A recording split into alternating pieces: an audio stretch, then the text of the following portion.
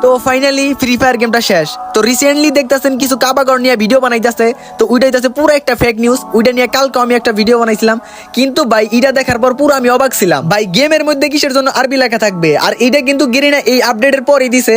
আর কি আর বলবো, গেরিনা আমাদের সাথে পুরো একটা দুর্নীতি করতেছে।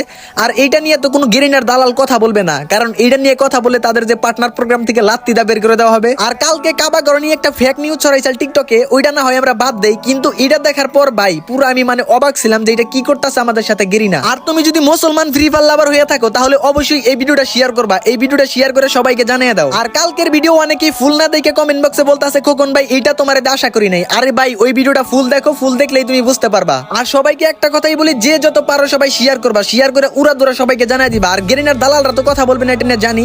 আর এটা কিন্তু এই আপডেটই করছে, তোমরা তো দেখতেই পারতাছো। এইটা নিয়ে আর আমার কোনো কিছু বলার নাই, কি বলবো।